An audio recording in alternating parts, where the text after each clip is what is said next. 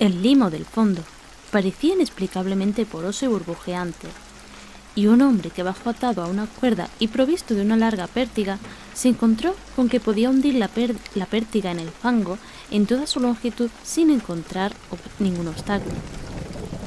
La noche se estaba echando encima y entraron en la casa en busca de faroles. Luego, cuando vieron que no podían sacar más del pozo, volvieron a entrar en la casa y conferenciaron en la antigua sala de estar mientras la intermitente claridad de una espectral media luna iluminaba a intervalos la gris desolación del exterior. Los hombres estaban francamente perplejos ante aquel caso y no podían encontrar ningún elemento convincente que relacionara las extrañas condiciones de los vegetales, la desconocida enfermedad del ganado y de las personas, y la inexplicable muerte de Merwin y Cenas en el pozo.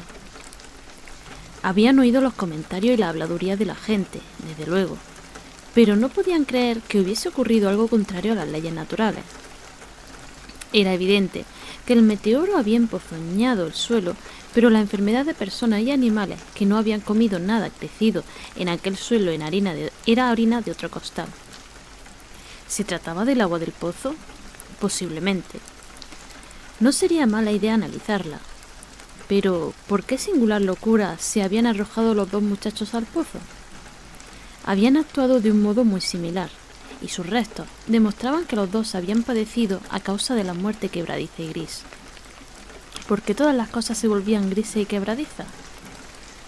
El coronel, sentado junto a la ventana que daba al patio, fue el primero en darse cuenta de la fosforescencia que había alrededor del pozo. La noche había caído del todo, y los terrenos que rodeaban la granja parecían brillar débilmente con una luminosidad que no era la de los rayos de la luna. Pero aquella nueva fosforescencia era algo definido y distinto, y parecía surgir del negro agujero como la claridad apagada de un faro, reflejándose amortiguadamente en las pequeñas charcas que el agua vaciada del pozo había formado en el suelo. La fosforescencia tenía un color muy raro, y mientras todos los hombres se acercaban a la ventana para contemplar el fenómeno, Annie lanzó una violenta exclamación. El color de aquella fantasmal fosforescencia le resultaba familiar. Lo había visto antes, y se sintió lleno de temor ante lo que podía significar. Lo había visto en aquel horrendo glóbulo quebradizo hacía 2 veranos. Lo había visto en la vegetación durante la primavera, y había creído verlo por un instante aquella misma mañana contra la pequeña ventana enrejada de la enorme habitación del ático, donde habían ocurrido cosas que no tenían explicación. Había brillado allí por espacio de un segundo, y una espantosa corriente de vapor le había rozado, y luego el pobre Nahum había sido arrastrado por algo de aquel color. Nahum lo había dicho al final. Había dicho que era como el glóbulo y las plantas. Después se había producido la fuga en el patio y el chapoteo en el pozo. Y ahora aquel pozo estaba proyectando a la noche un pálido e insidioso reflejo del mismo diabólico color. Una prueba fehaciente de la viveza mental de Annie es que en aquel momento de suprema tensión se sintió intrigado por algo que era fundamentalmente científico. Se preguntó cómo era posible recibir la misma impresión de una corriente de vapor deslizándose en pleno día por una ventana abierta al cielo matinal y de una fosforescencia nocturna proyectándose contra el negro y desolado paisaje. No era lógico, resultaba antinatural, y entonces recordó las últimas palabras pronunciadas por su desdichado amigo. Procede de algún lugar, donde las cosas no son como aquí. Uno de los profesores lo dijo. Los 3 caballos que se encontraban en el exterior de la casa, atados a unos árboles junto al camino, estaban ahora relinchando y coceando frenéticamente. El conductor del carro se dirigió hacia la puerta para ver qué sucedía, pero Annie apoyó una mano en su hombro. No salga usted, susurró. No sabemos lo que sucede ahí fuera. Nahum dijo que en el pozo vivía algo que sorbía la vida. Dijo que era algo que había surgido de una bola redonda, como la que vimos dentro del meteorito, que cayó aquí hace más de un año. Dijo que quemaba y sorbía, y que era una nube de color como la fosforescencia que ahora sale del pozo, y que nadie puede saber lo que es. Nahum creía que se alimentaba de todo lo viviente y afirmó que lo había visto la semana pasada. Dijo que quemaba y sorbía, y que era una nube de color como la fosforescencia que sale ahora del pozo, y que nadie puede saber lo que es. Nahum creía que se alimentaba de todo lo viviente y afirmó que lo había visto la semana pasada. Tiene que ser algo caído del cielo, igual que el meteorito, tal como dijeron los profesores de la universidad. Su forma y sus actos no tienen nada que ver con el mundo de Dios.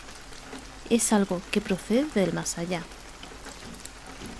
De modo que el hombre se detuvo, indeciso, mientras la fosforescencia que salía del pozo se hacía más intensa y los caballos coceaban y relinchaban con un creciente frenesí. Fue realmente un espantoso momento, con los restos monstruosos de 4 personas, 2 en la misma casa y 2 en el pozo, y aquella desconocida iridiscencia que surgía de las fangosas profundidades. Ammi había cerrado el paso al conductor del carro, llevado por un repentino impulso, olvidando que a él mismo no le había sucedido nada después de ser rozado por aquella horrible columna de vapor en la habitación del ático. Pero no se arrepentía de haberlo hecho. Nadie podía saber lo que había aquella noche en el exterior. Nadie podía conocer la índole de los peligros que podían acechar a un hombre enfrentado con una amenaza completamente desconocida. De repente, uno de los policías que estaba en la ventana profirió una exclamación. Los demás se le quedaron mirando y luego siguieron la dirección de los ojos de su compañero. No había necesidad de palabras. Lo que había de discutible en las habladurías de los campesinos ya no podría ser discutido en adelante, porque allí había 6 testigos de excepción, media docena de hombres, que, por la índole de sus profesiones, no creían más que lo que velan con sus propios ojos. Ante todo, es necesario dejar sentado que a aquella hora de la noche no soplaba ningún viento. Poco después comenzó a soplar, pero en aquel momento el aire estaba completamente inmóvil. Y sin embargo, en medio de aquella tensa y absoluta calma, los árboles del patio estaban moviéndose. Se movían morbosa y espasmódicamente, agitando sus desnudas ramas en convulsivas y epilépticas sacudidas hacia las nubes bañadas por la luz de la luna, arañando con impotencia el aire inmóvil, como empujados por una misteriosa fuerza subterránea que ascendiera desde debajo de las negras raíces. Por espacio de unos segundos, todos los hombres reunidos en la granja de Gradner contuvieron el aliento. Luego, una nube más oscura que las demás veló la luna, y la silueta de la agitada rama se disipó momentáneamente. En aquel instante un grito de espanto se escapó de todas las gargantas, ya que el horror no se había desvanecido con la silueta, y en un pavoroso momento de oscuridad más profunda, los hombres vieron retorcerse en la copa del más alto de los árboles un millar de diminutos puntos fosforescentes, brillando como el fuego de San Telmo, o como las lenguas de fuego que descendieron sobre las cabezas de los apóstoles el día de Pentecostés. Como un enjambre de luciérnagas necrófagas, bailando una infernal zarambanda sobre una ciénaga maldita. Y su color era el mismo que Ammi había llegado a reconocer y a temer. Entretanto, la fosforescencia del pozo se hacía cada vez más brillante, infundiendo en los hombres reunidos en la granja una sensación de anormalidad que anulaba cualquier imagen que sus mentes conscientes pudieran formar. Ya no brillaba, estaba vertiéndose hacia afuera, y mientras la informe corriente de indescriptible color abandonaba el pozo, parecía flotar directamente hacia el cielo. El veterinario se estremeció y se acercó a la puerta para echar la doble barra. Ammi estaba también muy impresionado y tuvo que limitarse a señalar con la mano, por falta de voz, cuando quiso llamar la atención de los demás sobre la creciente luminosidad de los árboles. Los relinchos de los caballos se habían convertido en algo espantoso, pero ni uno solo de aquellos hombres se hubiese aventurado a salir por nada del mundo. El brillo de los árboles fue en aumento, mientras sus inquietantes ramas parecían extenderse más y más hacia la verticalidad. De pronto se produjo una intensa conmoción en el camino, y cuando Amy alzó la lámpara para que proyectara un poco más de claridad al exterior, comprobaron que los frenéticos caballos habían roto sus ataduras y habían huido enloquecidos con el carro. La impresión sirvió para soltar varias lenguas y se intercambiaron inquietos susurros. «Se extiende sobre todas las cosas orgánicas que hay por aquí», murmuró el médico forense. Nadie contestó, pero el hombre que había bajado al pozo aventuró la opinión de que su pértiga debió haber removido algo intangible. «Fue algo horrible», añadió. «No había fondo de ninguna clase, únicamente fango y burbujas, y la sensación de algo oculto debajo». El caballo de Amy seguía coceando y relinchando desesperadamente en el camino exterior, y casi ahogó el débil sonido de la voz de su dueño mientras éste murmuraba sus desilvanadas reflexiones. Salió de aquella piedra, fue creciendo y alimentándose de todas las cosas vivas. Se alimentaba de ellas, alma y cuerpo. Daddy Merwin, Zenas y Navy. Nahum fue el último. Todos bebieron agua del... Se apoderó de ellos. Llegó del más allá, donde las cosas no son como aquí, y ahora regresa al lugar de donde procede. En aquel momento, mientras la columna de desconocido color brillaba con repentina intensidad y empezaba a entrelazarse, con fantásticas sugerencias de forma que cada uno de los espectadores describió más tarde de un modo distinto, el desdichado Hello profirió un aullido que ningún hombre había oído nunca salir de la garganta de un caballo. Todos los que estaban en la casa se taparon los oídos, y Amy se apartó de la ventana horrorizado. Cuando miró de nuevo hacia el exterior, el pobre animal yacía inerte en el suelo, bañado por la luz de la luna entre las astilladas varas de la calesa.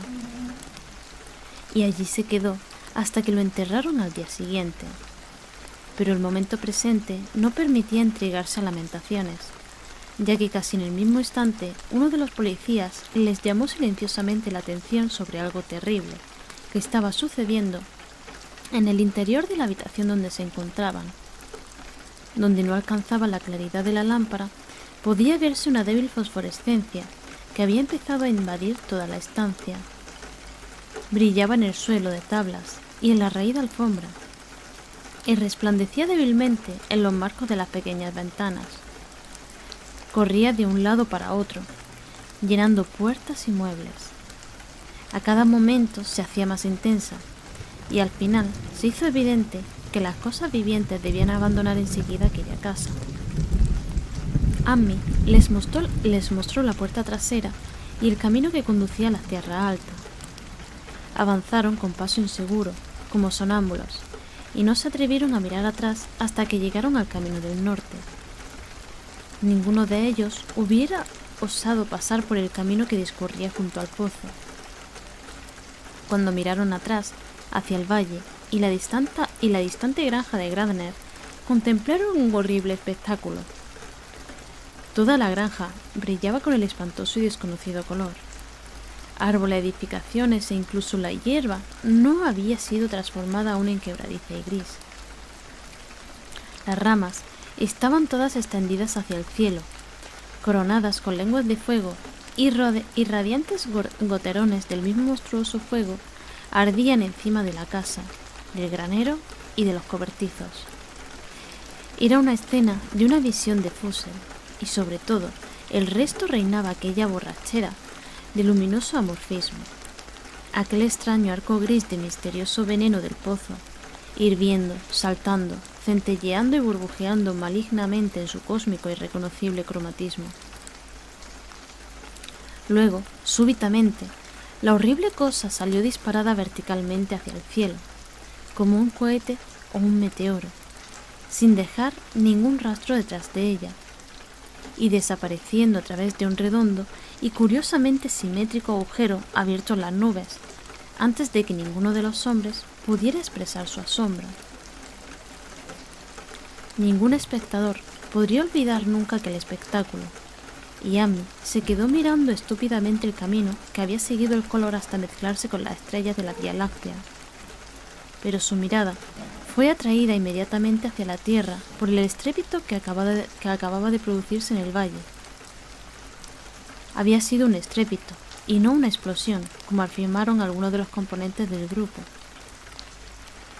Pero el resultado fue el mismo, ya que en un caleidoscópico instante la granja y sus alrededores parecieron estallar, enviando hacia el cenit una nube de coloreados y fantásticos fragmentos. Los fragmentos se desvanecieron en el aire, dejando una nube de vapor que al cabo de un segundo se había desvanecido también.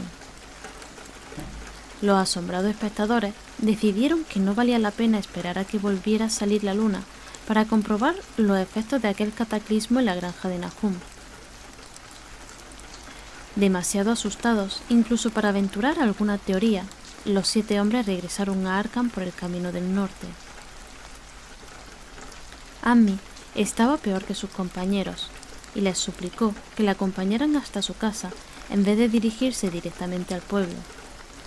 Por nada del mundo hubiera cruzado el bosque solo a aquella hora de la noche. Estaba más asustado que los demás porque había sufrido una impresión que los otros se habían ahorrado, y se sentía oprimido por un temor que por espacio de muchos años no se atrevió a mencionar. Mientras el resto de los espectadores en aquella tempestuosa colina había vuelto estólidamente sus rostros al camino, Amy había mirado hacia atrás por un instante para contemplar el sombrío valle de desolación al que tantas veces había acudido, y había visto algo que se alzaba débilmente para hundirse de nuevo en el lugar desde el cual el informe horror había salido disparado hacia el cielo. Era solamente un color, aunque no era un color de nuestra tierra ni de los cielos. Y porque Amy reconoció aquel color y supo que sus últimos y débiles restos debían seguir ocultos en el pozo. Nunca ha estado completamente cuerdo desde entonces. Amy no se acercaría a aquel lugar por nada del mundo. Hace 44 años que sucedieron los hechos que acabo de narrar, pero Amy no ha vuelto a pisar aquellas tierras y le alegra saber que pronto quedarán enterradas debajo de las aguas. También a mí me alegra la idea, ya que no me gustó nada ver cómo cambiaba de color la luz del sol al reflejarse en aquel abandonado pozo. Espero que el agua sea siempre profunda, pero aunque así sea, nunca la beberé. No creo que regrese a la región de Arkham. 3 de los hombres que habían estado con Amy volvieron al día siguiente para ver las ruinas a la luz del día, pero en realidad no había ruinas. Únicamente los ladrillos de la chimenea, las piedras de la bodega, algunos restos minerales y metálicos y el brocal de aquel nefando pozo. A excepción del caballo de Amy, que enterraron aquella misma mañana, y de la calesa que no tardaron en devolver a su dueño, todas las cosas que habían tenido vida habían desaparecido. Solo quedaban 5 acres de desierto polvoriento y grisáceo, y desde entonces no ha crecido en aquellos terrenos ni una brizna de hierba. En la actualidad aparece como una gran mancha comida por el ácido en medio de los bosques y campos, y los pocos que se han atrevido a acercarse allí, a pesar de las leyendas campesinas, le han dado el nombre de Erial Maldito. Las leyendas campesinas son muy extrañas, y podrían ser incluso más extrañas si los hombres de la ciudad y los químicos universitarios tuvieran el interés suficiente para analizar el agua de aquel pozo olvidado, o el polvo gris que ningún viento parece dispersar.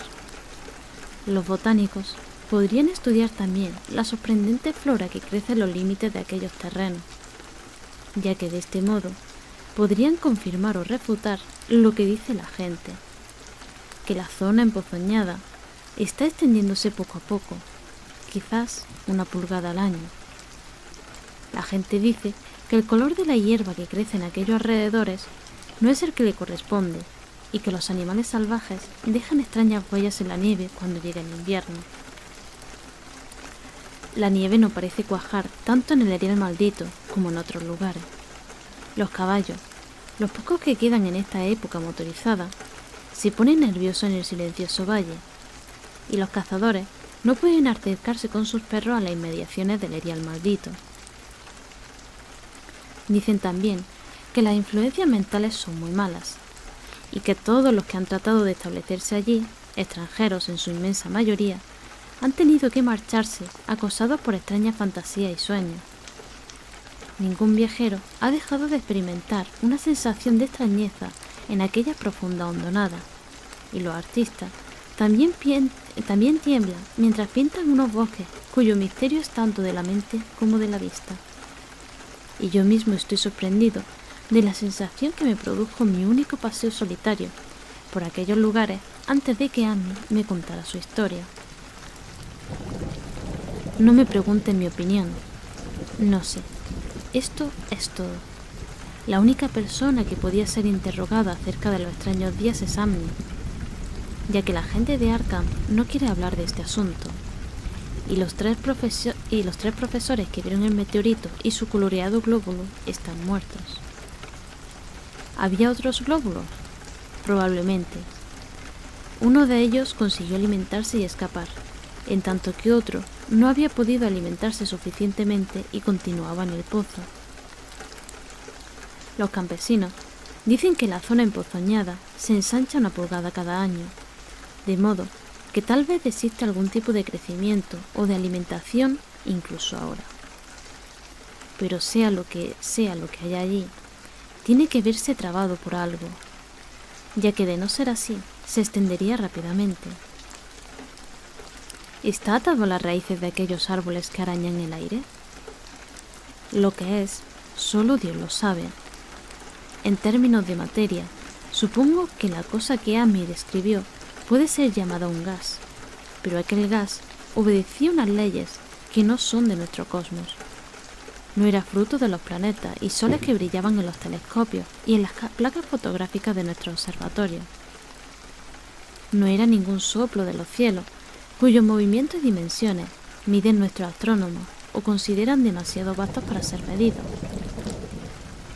No era más que un color surgido del espacio, un pavoroso mensajero de unos reinos del infinito situados más allá de la naturaleza que nosotros conocemos, de unos reinos cuya simple existencia aturde el cerebro con las inmensas posibilidades extracósmicas que ofrece nuestra imaginación.